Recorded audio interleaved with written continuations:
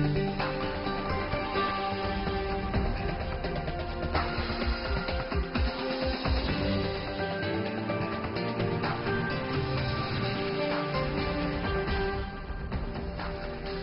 and welcome to World Insight with me, Tian Wei, coming to you live from Beijing on CGTN. Coming up on today's program, in Iran, the Revolutionary Guard's chief announced that the week-long protest has ended.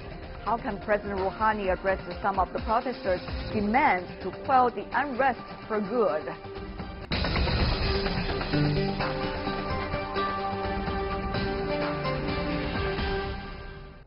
We begin today's program in Iran, where the Revolutionary Guard's chief has announced that the end of the sedition after days of deadly protests erupted across the country. General Mohammad Ali Jafari said the guards intervened in a limited way against some 15,000 protesters, adding that a large number had been arrested. Beginning last Thursday, demonstrators took to the streets to protest high living costs. It quickly became an outlet for wider grievances against the government and biggest show of dissent in the country since 2009. Iran has accused its enemies of being behind violence. President Rouhani says the unrest should be turned into an opportunity for the country.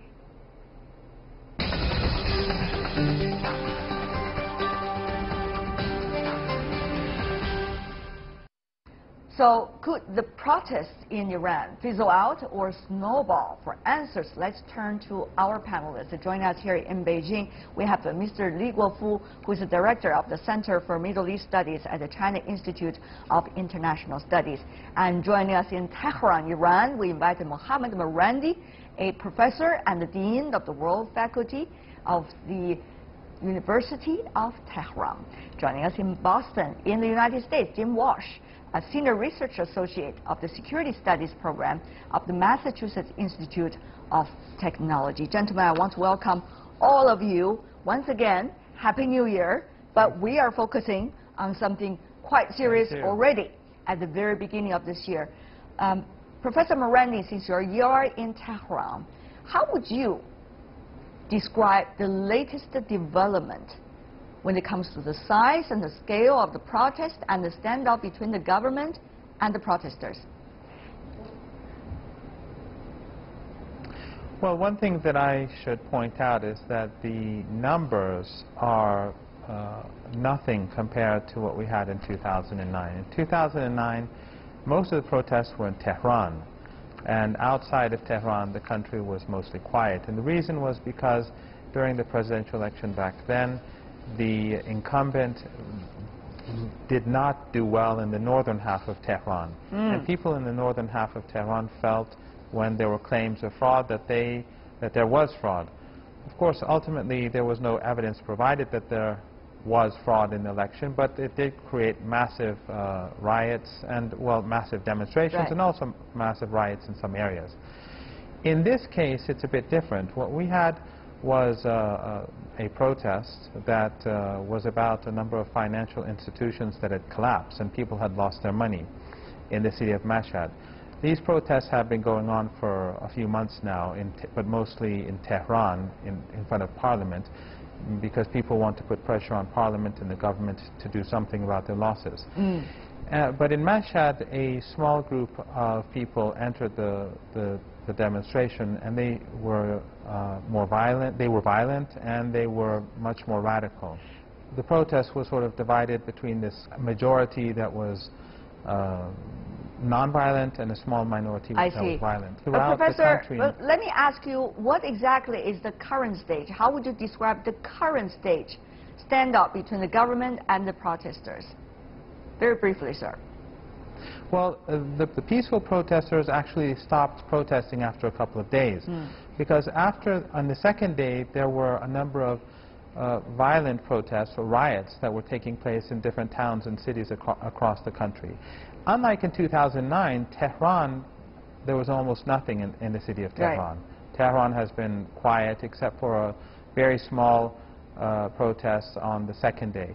But these small riots that have been in different parts of the country, they've been very violent. They've attacked police stations, They've attacked fire departments. They commandeered a fire truck and pushed it down a hill, killing a family that was crushed in a car. And unfortunately, social media apps were being used, and groups outside the country, based in Europe and the United States, were basically telling these people where to attack, who to attack. They were training them how to use Molotov cocktails. All right. And this is somewhat ironic because they're doing this from Western countries, whereas in 2009, during the London riots, when there were riots in London, the British Prime Minister was about to shut down social media. When you said that, sir, Jim Walsh, our American panelist, already coughing. Obviously, he does not agree with exactly what you said. And so-called infiltration coming from, quote, the West. I do disagree with my good friend Professor Marandi in this sense. He is correct to say that these protests are different than the 2009. They're smaller. He is correct about that. They're not really taking place in Tehran. They're taking place in the rural areas and in the smaller cities that traditionally have been the backbone of support for the government. So that's very different, and I agree. I think, though, that there's a tendency for some in Iran to downplay or you know, sort of write off as an excuse that protests happen because of outsiders. I think this caught everyone by surprise, and so it would be hard for the West to have organized this since they were caught by surprise. I think the reporting is that in Mashhad, the early protest was actually organized by a Rouhani opponent, his electoral opponent, and then they sort of lost control of it. Now, my own view is that they will, there's no organization here, there's no leadership, there's no program, also very different from 2009. So I don't think that they're going to continue and grow. I think they will dissipate. But if the government ignores this and tries to solely blame it on outsiders, then they're making a big mistake that will only harm them. This is a chance for them to sort of take the measure of things and wonder about the direction they're going in. If we're talking about the domestic discontent, Professor Marandi, very briefly, if you can, help us to understand whether the policies, the economic policies, and also the political competitions going on in the country, even if this demonstration wears off eventually, will those problems be resolved? It seems that is a big question. Professor Marandi. Yes, well, as I was saying, and this is something that is widely debated in Iran, that there are economic grievances, and I said that the peaceful demonstration was held by ordinary people. I don't believe in the conspiracy theories that they were held by the opponents of President Rouhani or otherwise. Nothing has been proven about that. These demonstrations have been going on for quite a while now, ever since these financial institutions have collapsed. But what is different is that, and by the way, the grievances are, as I said, not only these financial institutions, but also there's the issue of the drought. There's a big drought going on right now, unlike in the United States where there's a lot of snow. So far it hasn't snowed in much of Iran yet. And there is the issue of the U.S. sanctions that have not been removed despite the nuclear deal, and the United States has not abided by the side of the commitment. And of course there's incompetency, there's mismanagement, there's corruption, like anywhere else in the world. So do you think there will be a wake-up call for the current administration to look at issues around and say, you know, this is really the time, let's figure out a solution, otherwise the governance may not be stable anymore? Professor Marandi. I understand it's very difficult to talk about this from Iran, but I really appreciate it, sir, for helping us to understand what is going on. No, actually, these are open debates. This is exactly the point I'm trying to make, that Iran is very different from the narrative that we usually get in the Western media. These are all being discussed day and night in Iran, criticizing the government about liberal economic policies, the pace of reform. The people the government wants to remove subsidies. Many people want to slow that down, and these are debates that are going on. However, And of course, but we have to keep in mind that President Rouhani has just been re-elected. He does have a popular mandate. He does have, but do you think that these messages have been picked up by the elites, and particularly in the administration, and the people surrounding the administration? And do you see, do you notice any sign that things can be handled and solutions are being sought or being talked about now? Professor Marandi, very briefly. Yes, I think right now in Parliament this is being discussed to slow down the pace of the subsidy removals and also to broaden the net for those who are more vulnerable. I also think that there are serious discussions about the amount of imports and tariffs and protection of local production. I see. But there are some problems that simply can't easily be solved. One is the sanctions, and the second, which should have been removed by the United States, and the second is the drought. But I do have to stress that there is U.S. involvement and Western involvement in this. Okay. These social media apps are being used by groups in Europe and the United States, especially the Mujahideen Khalq terrorist organization, which in the 1980s carried out hundreds of bomb attacks, killed thousands of Iranians, and then they went to Iraq and fought for Saddam Hussein against Iran. They have their offices in Europe and the United States, and they are very openly calling on their supporters to attack public facilities, and they attack police stations, killing police officers. As I said, they So what's your point? Your point is there's Western involvement, but you also said there are also terrorist groups. Are they really linked to one another? Is that what you're suggesting? Exactly. Yes, the Mujahideen Khalq terrorist organization, which just one instance was a bomb that blew up very near my own home, killing 4 people. They are allowed to operate in the United States and Europe. Okay. They have their central office in Paris. Okay, let's go to Mr. Just Walsh. one sentence. Let's go to Mr. Walsh to respond. Let's go to Mr. Walsh. You've already got your accusations going on. Mr. Walsh, you want to respond to this? Okay. Well, I think a lot of things that Professor Marandi says are true. I think it is true that the West provides a very simplistic picture of what happens in domestic politics in Iran. I do think that there's debate and competition and factionalism and argument. I think that's all right. The MEK, you know, to sort of allege that the U.S. directly, the U.S. government is involved in the MEK, I'd like to see the evidence for that. Just because they have an office in a country doesn't mean the government is supporting them. I don't think the MEK is very popular in Iran. You know, if that's there's no way that they're going to accomplish anything. They're hated in Iran, given their history, and rightly so. I think this is really minor stuff that detracts from the larger story. The larger story, obviously, is economic grievances. And as President Rouhani has said and affirmed, the Iranian people do have a right to peaceful protest, and I do condemn those violent protests, those people who attacked the police station. But I do want to say it's a little more than what Professor Marandi said. So about we seem to have come to an agreement, at least about one thing. That is, we got 2 issues going on. One is the issue about the economy. Both of you recognize it, whether from Iran and also from outside. The other thing is, there is a debate about whether outside forces is being involved and to what degree is being involved in so-called infiltrate the security situation in Iran. Let me go to you, Mr. Li. You've been attentively listening to your 2 colleagues about the economic situation. Let's handle it first.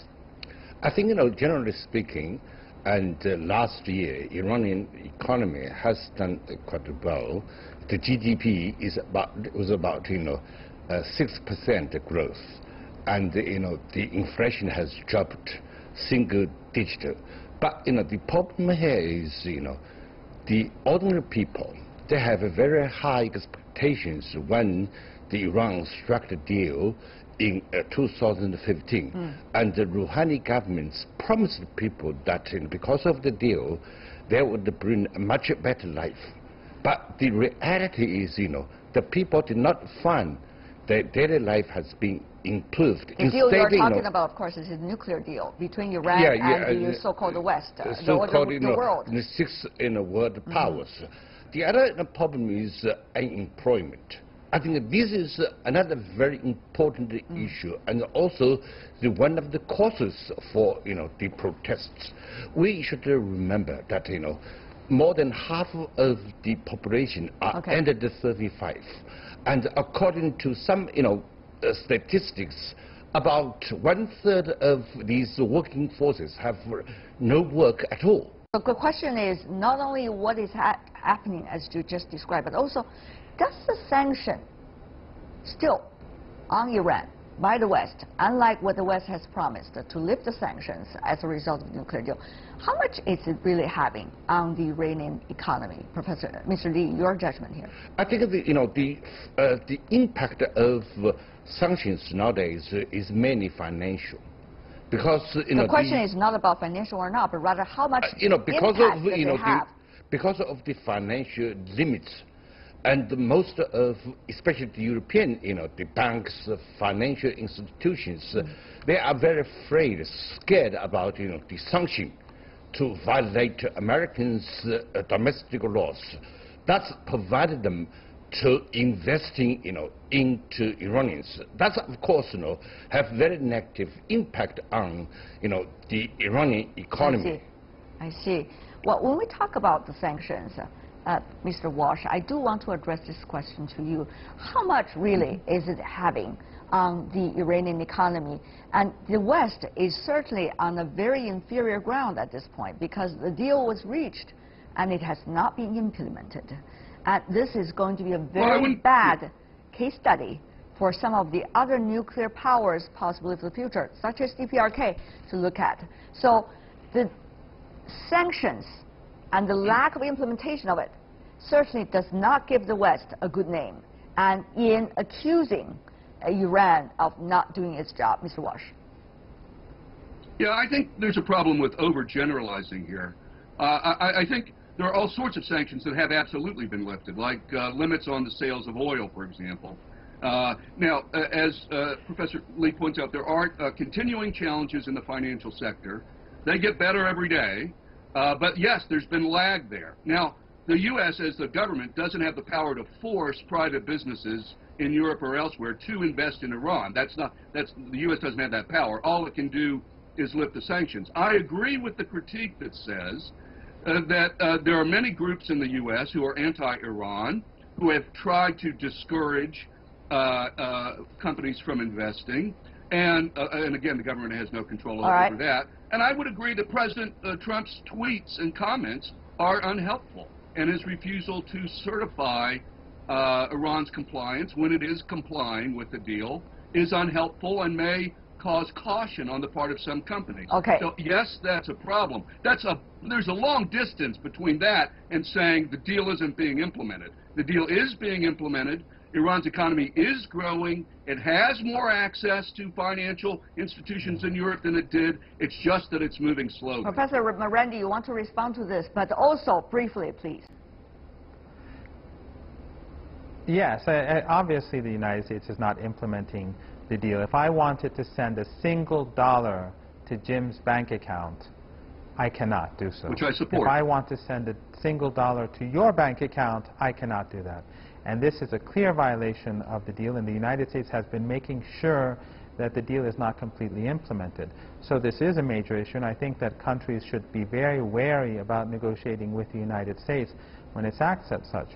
But I would also like to add one other thing, and that is that with regards to, this is one problem. There are other problems in the Iranian economy. Of course, what Jim was saying about budget leaks is not true, because the budget is openly discussed in Iran and in the Iranian parliament every year.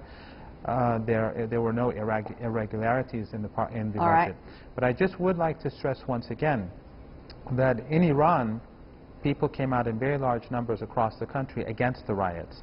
And that does show that people do not like the glorification of the violence that we've been seeing in the Western media. The Western media has been supporting. Okay, we have heard your voice. You said that many times. But one of the things is very important, that is the impact of Iran internationally, particularly between the Sunni and the Shia. There has been very different reactions to the latest development in Iran. So, Mr. Lee, are we going to see, as a result of this, further divide between these two? And is this going to be an indicator that we are going to see more sharp contrast between the two sides? As we all know, that's going to be very dangerous. I think, yes, definitely what your prediction and is correct. I personally believe, whatever is the end of these protests, a kind of competition or rivalry will be intensified between the two camps. Professor Marandi. Well, again, I think we've discussed this before on the show. The issue for this region is not Shia Sunni. The issue is basically that the Saudi government has been supporting Wahhabism and Wahhabi extremism, ISIS, Al-Qaeda, Boko Haram. All of these are linked to this country. But we see that Qatar, Turkey are now allies of Iran. And Saudi Arabia has now tried to strangle Qatar, which is a Sunni country. Saudi Arabia has very poor relations with Turkey, which is a Sunni country. Turkey and Iran, on the other hand, and Qatar have moved very close to each other. So the Saudis are basically isolating themselves on all fronts. And the belief in Tehran is that if the Saudis continue to go down this road, they will be moving towards instability. It's no secret that accusation will be coming from Tehran towards Saudi Arabia. But let me go to you, Mr. Walsh. Ultimately, do you see much danger in the region as a result of the more apparent divide between Sunni and Shia, also reflected this time in the demonstration and many of the events afterwards? Well, I mostly agree with Professor Marandi. I do think it's driven primarily by Saudi Arabia versus Iran, and then that gets turned into sort of down the road, that gets translated into Shia versus Sunni. But I think it's driven primarily by Saudi foreign policy right now, which is very aggressive, and so I agree with him on that. I think it will be hard for Saudi Arabia or other outsiders to take advantage of domestic grievances in Iran. I think that, they don't have a lot of legitimacy in the Iranian domestic politics. But if Iranian leaders believe their own rhetoric and say this is all a result of plots by outsiders and foreigners, if they actually believe that and act on that rather than dealing with the actual cause, well, they haven't said then that could lead to a series of, I know, I'm not talking about you, Professor Marandi, I'm saying the leadership. If they... No, I mean, the leaders haven't said that either. An intensification, if I could just finish, please. That could lead to an intensification, but I don't think that that's what, I think these are mostly separate things going on, mostly separate. All right. And Mr. Lee, final words? I think, I personally believe that, the protest has lasted about a week, so it may come to the end very soon. Well, we'll see what's happened next. Thank you so much, Li Guofu, Mohammad Marandi, Jim Walsh. Really appreciate, gentlemen, for being with us. Thank you so much, the three of you. Stay with us on World Insight with me, Tian Wei. Still to come on our program.